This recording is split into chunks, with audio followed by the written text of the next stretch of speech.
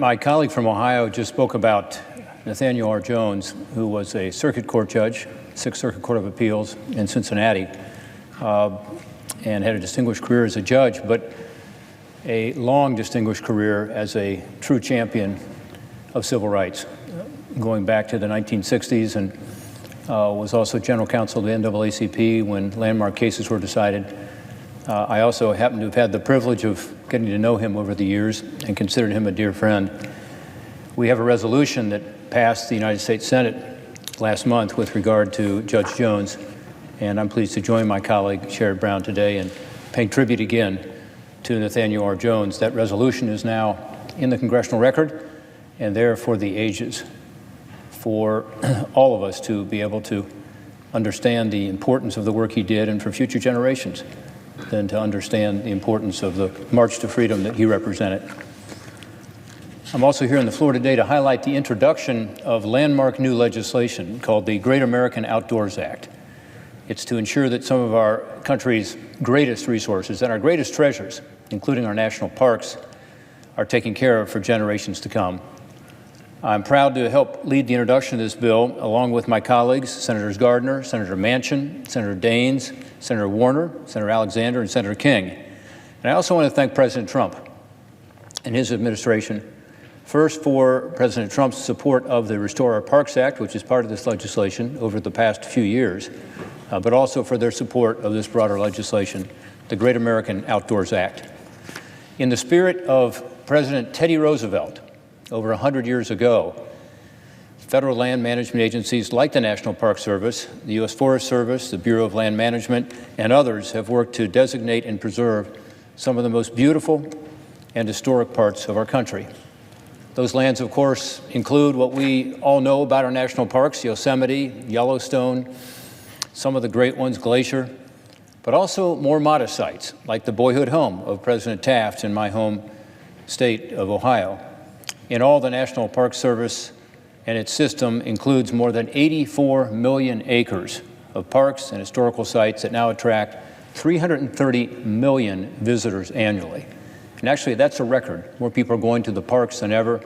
That's great. The concern is when they get to the parks, sometimes the parks aren't working for them because of the huge infrastructure needs and the deferred maintenance problems. We have 8 of these national parks in Ohio, including Cuyahoga Valley National Park, which is our largest single park, and it actually is the 13th most visited national park in the country. It's a great park. Whether it's biking or hiking or fishing or kayaking, I'm one of those 2.7 million visitors to Cuyahoga Valley National Park and Ohio's national parks every year. I want to be sure these public lands are preserved so more Americans can visit these incredible sites into the future. Going back to my days as the director of the Office of Management and Budget in the George W. Bush administration, going back about a dozen years, I've taken the lead on figuring out ways to help protect our national park sites throughout the country. At that time, we proposed in the Bush administration a centennial bill. We were coming up on the 100th anniversary of our national parks, and the notion was to get more public-private partnerships involved in the parks.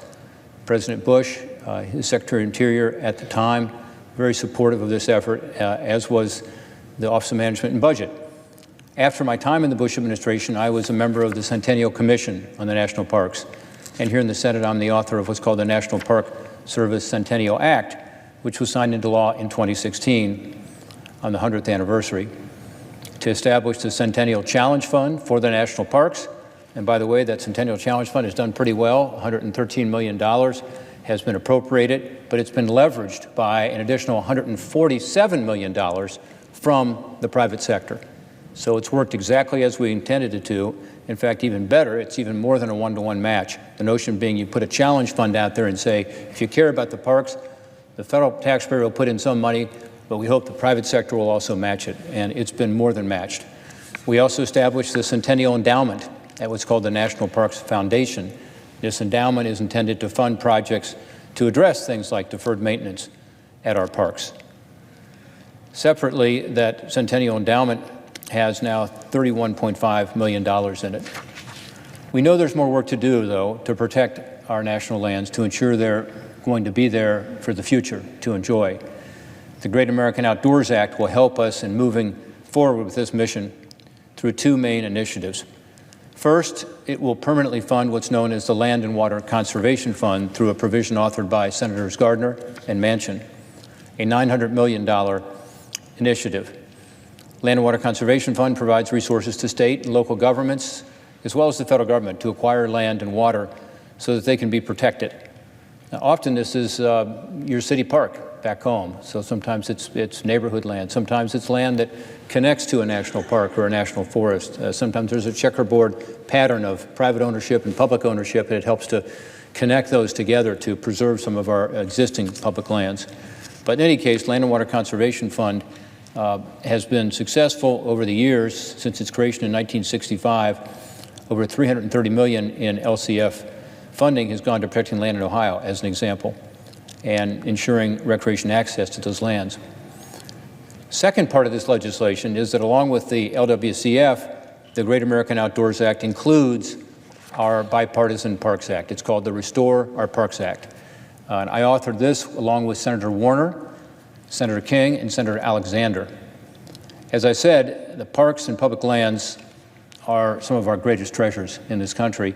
The problem is that over time we've allowed this maintenance backlog to build up, meaning that a lot of the buildings, infrastructure, the roads, the bridges, the water systems are deteriorating to the point that a lot of them are completely unusable.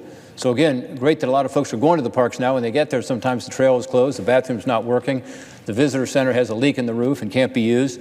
So there's time for us to put some funding into these expenses that are deferred maintenance. Some would call them perhaps capital expenses. Why has this happened? Well, because although every year we appropriate funding for the parks, the funding is for the operations of the park, for the nature programs, for the rangers, for just the day-to-day activities, not for these infrastructure or capital expenses or what we call deferred maintenance. I've seen this firsthand in Ohio, where there's more than a $100 million backlog in long-delayed maintenance projects at our 8 national park sites. Last fall, I was at the Cuyahoga Valley National Park. I go there frequently. It's a great park, but it needs more than $50 million in repairs badly. Renovations for shelters, for parking lots, for a bridge that is dangerous to cross, railroad tracks. There's a scenic railroad that runs through the Cuyahoga Valley National Park, but the railroad track is in such bad repair that it's dangerous, or would be soon, to go on that scenic railway. Trails have been falling apart because of erosion, and they don't have enough money to do it. Let me give you an example. The Cuyahoga Valley National Parks has about $11 million budget every year. So the taxpayers of America come to us in Congress here and say, let's fund our parks. We fund the parks for daily operations. $11 million goes to Cuyahoga Valley National Park. Again, the 13th most visited national park. It's a great park, a lot of visitors.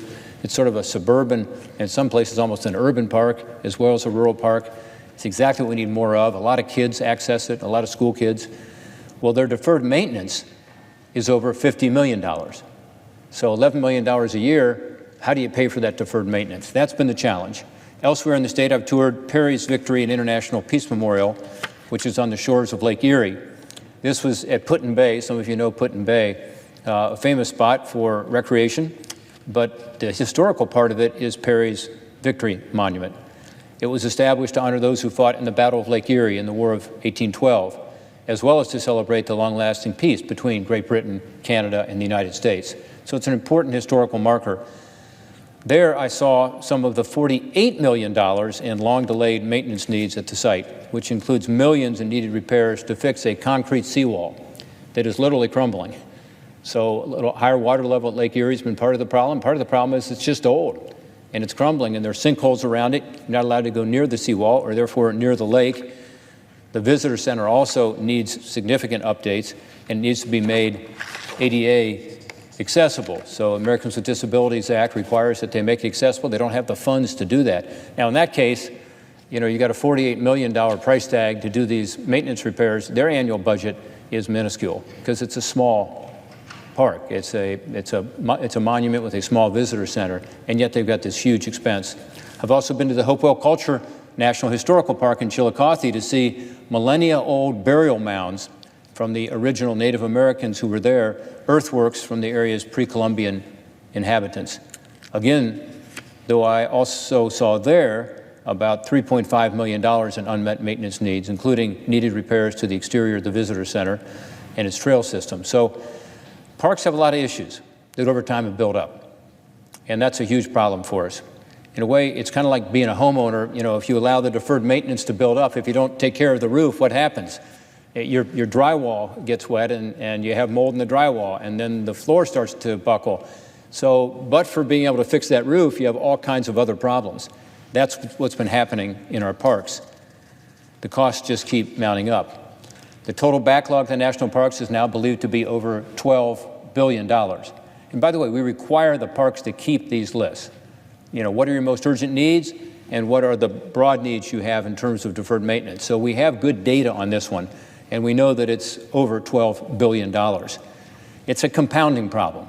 You know, if you don't fix it, it gets worse and worse and worse, which only increases the cost to taxpayers. The longer we wait to address these maintenance needs, not fixing the hole in the roof creates a lot of other costs for taxpayers. So I like this legislation because essentially it's saying these are debts unpaid. This is work that should have been done previously. So let's find a funding source that's appropriate to that. I think the funding source we found is the right one, which is the on and offshore oil and gas revenues. Instead of going into the U.S. government, some of these are going to be diverted to go to our national parks, again, to pay for expenses that have been there for years that we should have paid for earlier, but just don't have the method and the ability to pay for those kinds of capital expenses or those kinds of deferred maintenance projects in the annual budget. So that's why we need to address this problem, and a problem that is growing. We don't want it to get worse. Again, it comes at a time when visitation is pretty good. From 2006 to 2017, annual visitation increased by more than 58 million people. Again, over 330 million people visiting the parks last year. It's also put, by the way, more pressure on the parks and on this deferred maintenance we talked about. The challenges of keeping up with it has stretched our land management agencies thin, not just the parks, but the Forest Service, our Fish and Wildlife refuges, our other Department of Interior land. We have more issues now because so many of these lands have been using Band-Aids to kind of get through it. And again, that doesn't deal with the underlying issues, so the costs are mounting. We initially introduced this common sense solution to just deal with the parks, which again have reached over $12 billion. Since then, I'm pleased to say we've also worked with our colleagues on the other side of the Capitol, who included these other lands, and also with the administration to include funding for other land management agencies that also have deferred maintenance issues. Again, the Forest Service, the BLM land over the Department of the Interior, the Fish and Wildlife refuges, and some of the Bureau of Indian Affairs lands. To address this, the legislation before us creates what's called the Legacy Restoration Fund, which will provide this $1.9 billion per year for 5 years. It's a 5-year program from unobligated on and offshore energy revenue. So this is royalties from that energy, which is actually increasing as we do more exploration. So it's a total over 5 years, $1.9 billion a year of $9.5 billion to be divided across the National Park Service, which gets the bulk of it, but also the Forest Service, Wildlife Refuge, Bureau of Land Management, and Bureau of Indian Affairs. It addresses only the priority needs because that's not enough to take care of all the needs. But the way the parks have analyzed this, they have priority needs of about $6.5 billion as an example out of the 12. All of those needs can be met with this funding. It's not all that's needed. We know we're going to have to go back at this again, but it's a really important bill to do this for these 5 years to ensure that we can indeed have these treasures continue to be places where visitors can come from around the world, from around the country, from the Cleveland City Schools right next to the Cuyahoga Valley National Park, and enjoy the majesty of our public lands. I want to thank my colleagues again, Senators Gardner, Manchin, and Daines, for their work in helping to put this final package together. I want to thank the Restore Our Parks Act's colleagues who've been at this a long time, 4 or 5 years, Senator Warner and myself, also Senator Alexander, Senator King. And finally, I'd like to once again thank President Trump for his strong support of Restore Our Parks Act over the past few years, and now of this new product that's come together. He understands the need to protect the national beauty of our public lands. I spoke to him about it today. The Great American Outdoors Act, to me, is the next step in carrying out Teddy Roosevelt's legacy, Teddy Roosevelt's mission of protecting the environment for future generations.